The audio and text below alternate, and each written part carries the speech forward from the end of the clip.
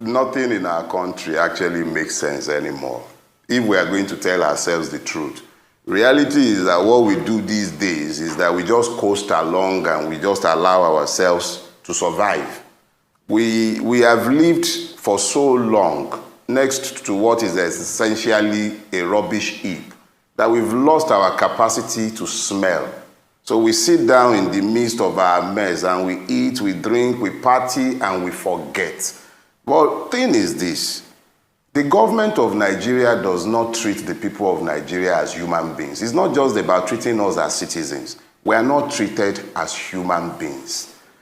Let's imagine this. What kind of mentality, what idea governs a system or a country where the government believes that it is okay to budget 70 billion for less than 500 people and then give what is essentially nothing, crumbs, to so many? So when you now talk about NNPC, who is telling us that the petroleum industry has been deregulated, is still busy being the one fixing prices. When you ask them what constitutes this price component, NNPC can't tell me and you. The same NNPC that was given an institutional monopoly has today handed that monopoly to a company in which it had invested $2 billion on my behalf and on your behalf. And now that company is now going to be the operator of the monopoly that once belonged to the NNPC. And we are not meant to ask questions. We can't speak to demand how did we arrive at this price.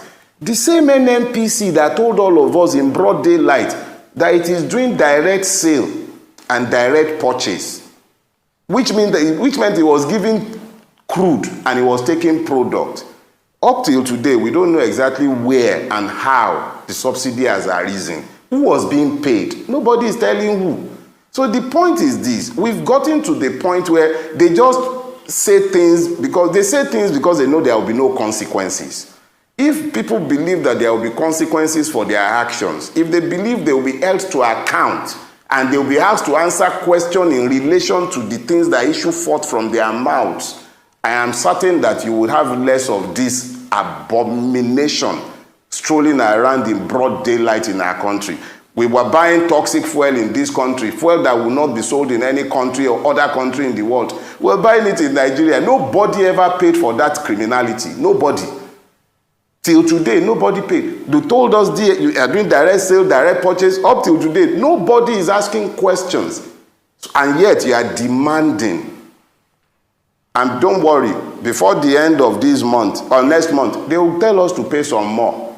It's one blow after the other for the Nigerian. We've become like orphans, tossed around and beaten about by everybody in our space. The government has become the enemy of the people. And we, the people, we have to look beyond all these stupid, petty differences and begin to ask questions, because these are existential issues.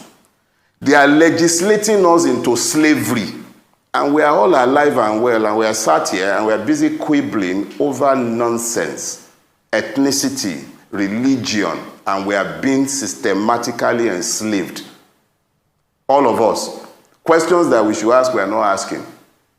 Well, the one that should not concern us is what excites us.